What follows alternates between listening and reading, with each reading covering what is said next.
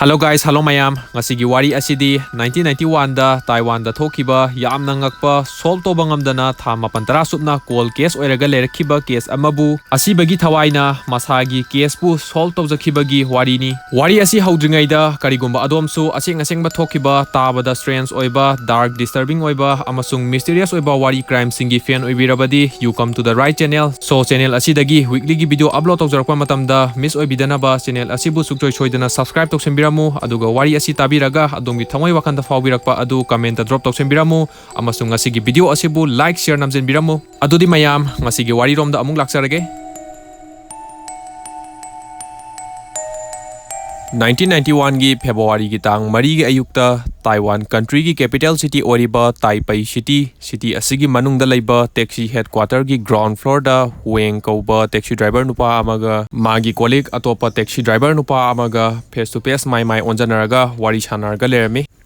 weng magi kolika wari sum sanaramadagi ikang khangogdana magi colleague aduna wangang ba lepaga wengi tung background lomda Karinoma uba karinoma da yengbadawna munna yengaga leiki adudagi wengna kadaidano magi colleague aduna asuk munna yengisibo haina onthoaga wengna magi tunglomda panba glass ki thongnaw aduda yengba matamda taxi headquarter adugi mapanda leiba taxi gari sing khampham asauba parking aduda taxi gari sing khamaga leiba aduga taxi gari sing adugi driver singna magi customer singa wari sanarga leiba nungti numit khudingi parking aduda adum uraga leiba sin adu wengna onthoaga yengba matamda uki atopa ochoiba kaisuk munna yengningai ahenbadi kaisu ukide adudagi wengna magi colleague aduda kadaidano nangna aduk munna yengidubo haina hangba matamda magi colleague aduna yengiba mana uriba aduda kudomi thillaga wengda taki hantak amuk wengna magi colleague na kudombi thillaga taklak iba maikai aduda yengakpa matamdadi wengsu magi colleague aduna ngasai khe yengiba uriba adu kadaidano karidano haiba khangba ngamki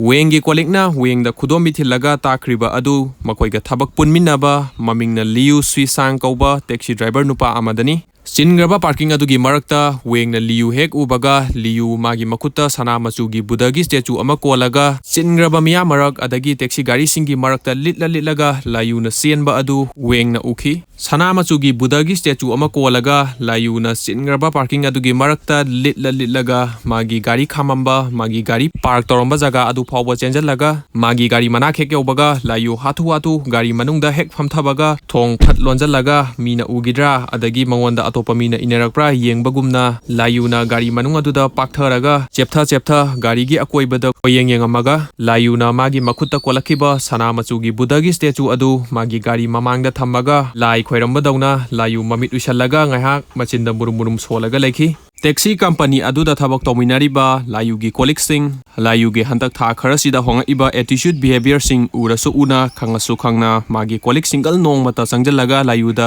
layu kaidoba yaure kari problem leire haina hangkhiba leite maramdi magi colleague sing layu ko onjannaba tanbagini singraba parking adugi marakta layuna tawriba sing adubu yengaga leiriba weng amadi wengi colleague makoi ani wadi ngangnada ingangngakna yengnaraga leikhi makoina layu mayamga manaba normal oiba mi nati haiba khangasu hojik parking aduda mogi mamina ugriba layugi yamna ochoiba attitude behavior sing aduda layuda karino problem amadi leire layuda karino asoiba amadi leire haiba khangba ngamki layu kamaina toba karamba mino haiba khangnabagi damak layugi matangda tentakna panjarake Layu apartment amada matomda yamna lonely oina leiba sai 35 suraba nupa amani amasung layu yamna anti-social oiba attitude behavior su yamna fajadaba yumdagi mapan thola akan khangnaba mi oigera khangnadaba mi oigera onjanaba thengnaba matamda ngangni ngangoi khangdaba wahi wata yamna thiba mi amani aduga layu mayum makai lejadaba hui hangdong stray cat stray dog singda yeknaba dauna anti oina khanba hui hangdong lami sorokta chalamba leiramba ubada layu mangonda pangsaudo sauningba phawba adugumba mi amani layuna maga taxi company aduda thabak tawminariba magi colleague singda hui hangdong stray cat stray dog singda kapnaba crossbow ama leire haina utkibasu laiki Aduga nungdang lambi sorokta thoaga crossbow aduna hui hangdong koiti thiraga kapi haina layuna maga taxi chenminariba colleksingda wari ligi basu laiki asigumba layugi yamna disturbing oiba dark oiba side sing asina maram oiraga magi colleksing layuga yariba makai thengnadanaba onjannadanaba honaki asumna weng amadi wengi kolikna makoigi kolik layu mayamga manaba normal oiba mi nate haiba khangasu layuna haukhiba tha kharasida honga iba lai tindaga lupsallaga ubada angau badawna tawra iba mong sing adu ubada layuda karino asoiba problem amadi leire haiba khangba ngamki ngasai layuna magi makutna kolaga pairakhiba aduga magi gari mamangda thamkhiba sana machugi budagi statue adu khakta natana atopa budagi statue ani ahumsu magi gari gi glove box ta adagi passenger seat ta thami aduga gari adugi manung interior thong thongnau silingdana Taiwan gi language Taiwan gi londa fulu kauba hangapan machugi si masiat amamam napi fulu karino khangminasi Buddha lining zatpa azo-azoba Buddha gi temple laisang singda aphataba thawai aphataba lai tin changdanaba haiduna lainingba mangsingna yenba si amani flu hairiba aphataba lai tin changdanaba flu se sing asina layugi gari manung interior akoiba masi da nappaga Buddha gi statue ahum mari aduga loinana layugi gari manung adu hek ubada laisang manki parking lot aduda layuna tawriba sing adubu yengaga leiriba wengna layugi honga iba mong matau nesar asina phatanungda asoi angam yaroktringaida aikoi karinoma tahobana sungani haina khallaga wengna police ta report tauge police ta phone tauge haina taxi quarter adugi mapanda tholakpa matamda layuna parking adugi singraba gari mya marakta litlaga magi taxi gari yangna thodokhiba wengna uhauki adudagi wengi wakanda yes tangai fadana police ta report taubana sungani asoi angam aso apan yaudringaida haina khallaga wengna police department da thabak tauba magi mamanaba police officer amada call tauraga layuna tauriba layugi mong matau nesar sing adu loina tamki loina haiki police department da laiba wengi mamanaba police officer aduna layu hanadagi already masakhangaga leramki maramdi layu murder case amada suksoi soidana chenaramgani khallaga laiba suspect ama oiramki Tha taragi mamang 1990 gi April tha asida Japanese nupi sahi kunumdoi surabi mamingna MARIKO IGUCHI ko nupi asi Taiwan da vacation lakpa koiba lakpa da mafam khangdana mangki MARIKO IGUCHI college satrani magi college ki exam piramaga Taiwan da vacation lakibani amasung MARIKO na magi maram Japan dagi Taiwan da koiba lakpa matamda MARIKO matomda laki 1980s 1990s matam adugi Taiwan gi economy moigi Taiwan maram da koiba lakpa touristing da yamna depend tawraki maram asina atopa country dagi moigi maram Taiwan da koiba lakpa touristing da yamna fajana welcome tauba touristing thengnabada moigi mayum daga pusallaga family pulap pullaga harau samin thakminadana aduga pothagro lekro tumgro haina touristing da offer tauba welcome tauba haibasi matamdugi Taiwan gi sanabi culture ama oirami asumna MARIKO na Taiwan da koiba lakpa matamda Taiwan gi train station da hek thungbaga train station dagi MARIKO na taxi gari ama faraga tongi badagi adum mafam marang khangdana thiba khangkidabani Taiwan police sing na MARIKO mangi badagi investigate torokpa thigalakpa matamda ahan bada MARIKO na train station adudagi tongi ba taxi gari adu kanagino driver na kanano aina thigalakpada train station da khamaga leiba taxi gari singi maraktagi eyewitness oihokhiba taxi driver amana MARIKO na train station dagi tongiba taxi gari adu layu gi taxi gari dani haina police ta pau piraki adudagi layu police station da kokhatlaga wangbang tawada MARIKO train station dagi layu gi taxi gari da tongaga numit chupa Taiwan gi phajaba tourist spot sing da koiba sakhi nungdang wairam tasalaki adudagi layu na MARIKO da magi apartment da ahang baka lay spare room lay aduda numit tugi nungdang do ama lay gro pothagro haina haibadagi MARIKO su layu gi offer du da yaraga MARIKO layu gi apartment da lakminakhi adudagi MARIKO layu gi apartment da ngaihak leramaga comfortable oidraba khangde MARIKO adum chatkre adugi makha tabadi khangde haina police singna layu interrogation tawba matamda layu na hairaki police singna MARIKO gi matang da kupna thigatpa matamda su MARIKO na layu ga loina giba numit adugi matung numit humni marini leibaga MARIKO na magi family da postcard thagi bagi postcard history leramba thengnaki adugi leramkhiba MARIKO na magi family da chithi thagi bagi postcard ki history amasung MARIKO mangiba asida layugi khut yawi yaurumgani haina layugi mathakta thangatpa yaba proof evidence lead oiba yaba information amata leitabadagi policing-na layu wahang pahang torba matungda layu police custody dagi thadoki. Taiwan gi policing MARIKO mangkhiba thiba khangdana leiriba missing case asigi matangda thigatpa investigate toba yaba lead information amata leikhide. Adudagi Taiwan government na MARIKO mangiba missing case asigi matangda khangba uhauba eyewitness oihoba yauragadi police station da lakpiyu natraga call tobirau karigumba missing case asigi matangda lead oiba yaba information tips pira agadi information pira iba mi aduda sel na mana oina reward pigani haina Taiwan government na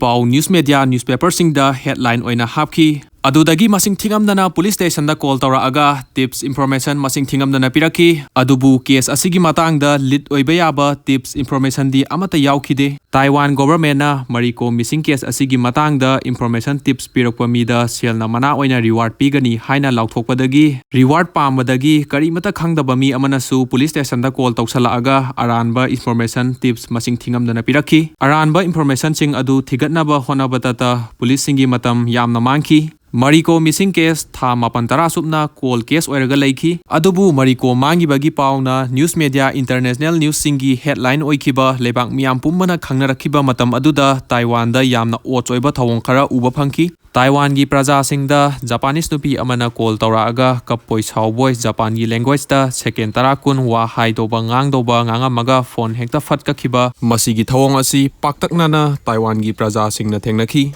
Asumna MARIKO missing case asigi matangda lead oiba yaba information amata leitaba phangdabadagi tha mapan tara supna call case oiraga leikhi. Call case oijarabasu policing na actively kadaida kari lei haina thijalliba case amani. Ngasai wengna police department da leiba magi mamanaba amada call tawraga layugi honga iba nature mong matosing loina hairaba matung police department da leiba mamanaba aduna amuk MARIKO case ki lead detective oikiba mamingna detective Lin Xiaozi da layugi wari sing adu loina tamki. Adudagi 1991 gi February tha asidagi detective Lin Xiaozi amasung magi team na layugi matung coin inaraga 24 hours under surveillance ta thamaga layuda kupna yengjanba hauki. Detective Lin Xiaozi na 24/7 hours layugi matung coin inaraga yengjanba matamda layuda singnaba suspicious oiba thigatpa yaba karimata uba phangkhide. Layu magi taxi chenbam thokpa nongamadagi numitaba phawba adum taxi chelaga leikhi adubu layugi yamna och oiba nature behavior kharadi detective Lin na uba phangkhi. Layuna nongamadagi numitaba phawba taxi chenba matamda magi taxi gari dagi sukumkumda de gari manungda adum pungkun mari lei iban chaba thakpa adagi tumba phawba layu magi apartment da tumde magi taxi gari manungda oina tumi amasung layu magi apartment da yariba makhai chattanaba sangdanaba honai. Tangai phadana bathroom toilet changamdai da khakta layu magi apartment da sangi aduga layu na toilet bathroom changamdai magi apartment da lakpa matamda magi apartment hek yobaga gari dagi phat kumdaraga magi apartment da sangde. Magi akoiba adagi mangonda mina inarakpra yengbagumna gari manungdagi paktharaga oyeta koyeng hana yengthoaga kanam udre kanam leitre kanaduda layuna magi gari gi thong phat hangtoaga magi apartment da khonglei thuna chenjallaga mana tawningiba toilet tawningbabu oiro bathroom changningbabu oiro phat tawthoaga hekloibaga magi apartment dagi amuk khonglei thuna chenthoraaga gari da phat tongkhatlaga magi gari manungda yauba budagi statue adu makutna kolaga mamit wisalaga machinda murum ngahak lai khoirambadawna solamaga gari paikhai thawdokhiba aduga tumamdaidana layu parking lot amada thawjallaga gari manungda tumba. Hairiba layugi yamna ochoiba mongsing asi policing na uba phangki. Nongamadagi numitaba phawba pungkun mari layuna tawriba sing adu kupna yengjanba matamda layu murder case amada chenaramgani haibagi suspicious oiba singnaba yabadi karimata uba phangkhide adubu layugi nature mong matosing adu detective Lin amasung magi team na ubada layu kok sakpa makok bera leiba mi manki. Asumna detective Lin amasung magi team na pungkun mari layugi matung coin inaraga yengjanba numit kunmathoi kunithoi helaba phawba layuda singnaba adagi thigatpa yaba karimata uba phangdabadagi adudagi finally 1991 gi March ki tang mari numit asida detective Lin na layu ambush tawraga police custody da oina pura asi aduga wahang phang oina tawrasi haina magi team da haiki. Layu magi apartment da lakpa ngairaga apartment dagi hek tholakpaga ambush tawrasi haina detective Lin amasung magi team ga plan taunaraga pulising layugi apartment gi akoibada lummaga leiki adudagi layugi apartment gi akoibada layu lakpa ngairaga leiriba police amana detective Linda layu magi apartment manungda sangre lao haina pau pirakpadagi detective Lin layugi apartment da laki aduga layuna magi apartment dagi hek tholakpaga ambush taunaba sem saraga ready da leiki layu tholakpa ngairaga leiriba detective Lin amasung atopa policing aikhoina tawdoriba ambush sida layuna kamaina react tok toijano police aikhoi ubada pakhattana chengi doijala kija doijala Madi mentally normal oiba mi sunate haina khanaraga leiringai mikup aduda layu magi apartment gi thong phat hangto aga khonglei thuna chenthoraki layu na magi apartment dagi chenthorokpa adu hek ubaga detective Lin amasung atopa policing layu gi maikai tamna sangjanki Policing na layu magi maikai tamna sangjalakpa adu hek ubaga layu su policing gi maikai romda chenjanki layu na policing gi manakta hek yobaga policing na layu da wahai amata haiba nangdringai da layu na policing adu da khoiramaga thank you for coming thank you so much aigi inakta lakpi bagi damak thagachari haina layu na yamna harau harau policing adu da khoiramaga haiki detective Lin amasung atopa policing layu na police moi ubada moi gi manakta ga chenjala aga haira iba wata sing aduda pungangaki adudagi detective Lin na layu nang hojik aikhoiga wari sanaba wahangpang taunabagi damak aikhoiga police custody da sat patare haina layu da haiki layu su harau harau hoi chache sanase haina khumaki adudagi layu police custody da puraki police station yaubaga layu na police station manung da sangakpa matamda aise police station sida adum leiradi yamna nungaini mafam sida leiraga wakanse yamna nungai haina layu na matomda machin da sonjaraga adagi police station aduda sangakpada lairamba thengnaba policing da thank you so much noina aigi thawai bu kanbibane haina layuna thengna ba au ba policing da haiki detective Lin amasung atopa layu bu pharaga pura iba policing yamna confused oiki aikoina mabu pharaga police custody da wahang pahang taunaba pura aga karigino mana aikoina magi thawai kanbibane haidiba Policing gi wakanda layu pura mima nadraba angauba mi oiraba male haina fawba khanki adubu layu interrogation room da pusallaga numit humni marini supna wahang pahang tawba matamda layu angauba mima nadaba minate amasung layu na thengna ba au ba policing da thank you so much noina aigi thawai bu kanbibane haikhiba adagi layu gi yamna ochoiba attitude behavior nature sing adugi sapa yamna horror oiba disturbing oiba maram leiramki Policing na layu magi apartment dagi tholakpa ngaikiba aduga layu magi apartment dagi tholakpadagi policing na ambush tawkiba adugi mikup kharagi mamang layu na magi apartment da laaga apartment gi thong hangtoaga apartment gi manung da hek sangbaga apartment manung adu maina pungam mamaga leramki adudagi layu da pakhatpa kijaba phawba hauki mai pungam mamba pin drop silent oiba check phok laudaba ka aduda Kijarasu kijana layu ka adugi akoibada yengaga tapna sangjanki layuna ka manung aduda khongkap tare nipan thangjanba ka adugi mayai wairap yorokpa aduaida imamamba ka adugi corner kasin amadagi mi amana sauraga makhol thokna sor honba adugumna sor honbagi makhol layuna taraki layu magi apartment manung atopa mi kanamata leiba sunate layu matomda apartment aduda leibani amasung layu huihangdong pets leiba mi sunate sek phok laudaba amamba ka adugi kasin amadagi sor honbagi makhol layuna hek tarakpaga layu upai di leita magi tangai fadana toilet bathroom sangaga mana tawningiba sing adu phatphat tawthoaga apartment asidagi khonglei thuna satkhiba haina layugi wakhanda khallaga layu hanna yengamdana khonglei thuna bathroom toilet maikai romda chenjanki toilet bathroom yobaga layuna toilet bathroom da sangaga thong lok toksanki adudagi layu mana tawningiba sing adu phatphat tawthoaga loire kanaduda layu bathroom adugi thong tapna hangtoaga bathroom adugi mapanda tholaki hantamuk layuna bathroom adudagi tholakpa matamdadi ngasaigi sor honbagi makhol adu takide adudagi layuna bathroom gi sangakpham atenba hallway adugi machine phawba tholaaga ngasai apartment dagi hek sangakpaga leiba living room amambaka adu yogadaba khongkap ani ahum khak ngairakan magi mayoknaba opposite direction da leiba apartment gi thong maikei aduda layu khongkap launa khonglei thuna kanna chenjanki layuna amamba ka living room aduda yangna chenthorokpa matamda living room ka adugi oi thangba maikei gi wall ga samnaraga attach tawraga ka macha amalei ka macha adugi manungdagi nupi amana yamna sauraga why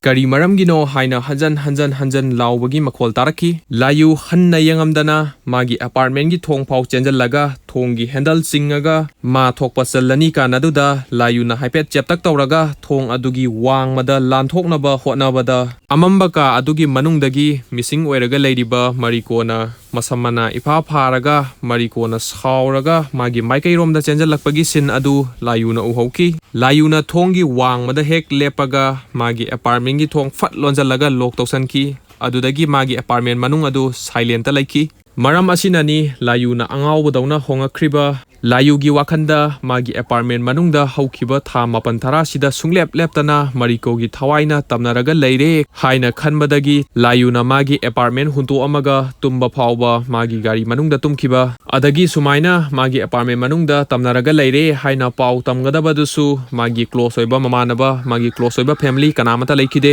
layuna magi apartment gi thong lock toksalamaga magi apartment dagi kanna senthorokpa matamda police singna ngairaga leramkiba adu ubada layu yamna haraujaki layu gi wakhanda police singna magi thawai kanbirani khanjaki aduga magi apartment manungda leiriba mariko gi thawai adu police singna somehow tanthoaga layu hanagi magi normal oiba punsi mahingda hingani khallaga layu yamna haraujaki adubu layu police singna pharaga police custody da puraaga interrogation tawba matamda police singna layuda karamna kamaina mariko gi thawaina nangi apartment da leiribano haina hangba matamda layu ahanbadadi karimata hayu yakide asumna layu interrogation tawba haubaga layuna magi apartment manungda mariko gi thawai evil spirit na tamnaraga leire haina police singda hanjan haiki aduga police singna kamaina mariko gi thawaina nangi apartment da leirino haina hanguragana layu karimata hayu yakide adudagi police singi wakhanda amuk mariko magi apartment da pharaga kidnap tawraga sennaga pullaga thamizala haina khanbadagi layu interrogation tawringai mikup aduda atopa police team amana layu gi apartment da salaga layu gi apartment manung ka sing loina check tawba matamda su kanamata leramba thengnakide adudagi layu police custody da pharaga police singna takhatlaga interrogation tawba numit marini surakpada layuna police singda thokhiba thogdok wari sing loina litharaki Marikona Taiwan gi train station da hek thungbaga Marikona layu gi taxi gari da tongaga Taiwan gi mafam singda koiba tour tawba satki numidang wairam tasalaki adudagi Taiwan gi culture ama oina layuna mariko da magi apartment da spare room ahangba sijenadaba ka lei ka aduda ngasi nungdang leigro pothagro tumgro haina haibadagi mariko su yaraga mariko layu gi apartment da langminaki apartment hek yobaga layuna mariko da propose tawki adubu mariko na yakide reject tawki ahanbadadi layu kaisuk main taromde kaisuk khalamde adudagi mariko na magi ka da tumba sangraba matung mariko tumamani kana aduda layuna magi hui hangdong kapnaba leikhiba crossbow adu pairaga mariko na tummiba ka aduda sangaga mariko na phamungda tummaga leirikanda layuna crossbow maru mari 4 times mariko da kapaga mariko bu hatok piki adudagi layuna mariko gi thawa yaudraba haksangbu masung ani thokna kakthatlaga koka haksanga tongan tahalaga mina pangna khangoi uroidaba jaga amada satlaga phumjanki layuna mariko ga thengnakhiba numit adugi nungdangda layuna mariko bu hatok piraga koka ngaka tongan pis ani thokna kakthatlaga ahing aduda mina uroidaba mina pakna khangoidaba jaga mafam amada satlaga mariko gi haksang phumjalluraga layuna magi apartment da halakpa numit adudagi ahing adudagi layu gi apartment gi manungda mi amana sauraga makol thokna sor honbagi makol amasung mariko gi makokna layuda hwai kari maram gino haina hanjan lauraga apartment adugi manungda layuda kwaitan tanaba hauki adudagi layu magi apartment manungda yariba makai sangdanaba chaba thakpa iban tumba phawba magi gari manungda tumki aduga mariko gi thawaina sangdanaba haiduna layu magi gari manungda flu naptana laitin ningdana budagi statue magi masaga adum loinaraga leiki layu policing na interrogation tawba numit mangani surakpada layuna mariko gi haksang phumgiba mafam jaga adu policing da taki adudagi policing na satlaga mariko gi haksang phumgiba jaga adu tawthoaga yengba matamda mariko gi haksang di thengnaki adubu mariko gi makokti leramkhide thawdo asigi matungda Taiwan gi praja singna mariko gi case asi mariko gi thawaina solve tawhanbani mariko gi thawai mariko gi makokna layu da otpa naiba tamnaraga layu angawba mi dawna oihallaga layu gi angawba dawna tawba nature behavior sing aduna atopa mi gi attention lauraga adudagi case asi solve tokhibani hainaki amasung mariko mangkhibagi warina leibak miyam pumba khangnarakhiba matam aduda Paktaknana Taiwan gi praja singda Japanese nupi amana call tawrakiba adusu MARIKO gi thawaina Taiwan da laiba praja singi attention launaba honakibani haina thajanaki. Iban Taiwan gi police singsu MARIKO gi case asina solve tawbada MARIKO gi thawaina asoba role ama lauki haina haiki. Layu maral gi matung inna mapunji chupa jail da thamki ngasi su layu Taiwan gi jail da hingduna lairi. Masini ngasi gi solve toba ngamdana tha mapantara subna call case oiraga lerakhiba case amabu asibagi thawaina masagi case pu solve tawjakibagi wari asibu tabiriba ngasi gi viewer singna video asibu like share comment pisan biramu aduga mayam channel asidagi thagacharakpa video singda super chat super thanks thaba yarbani aduna channel asibu nungsibiba support tawbiningba amasung mathangi anauba video da shout out tawbi haningba comment message statement adagi question hangbiningba oirabasu super chat thajan birau adomna thabirak tawriba super chat super thanks aduna channel asigi ihan hanba very first super chat super thanks oigadawribani adudi mayam mathangi anauba video thagalakpada amuk thengnarasi ngasigidi matang asida mikup asida kainaya thangnijari.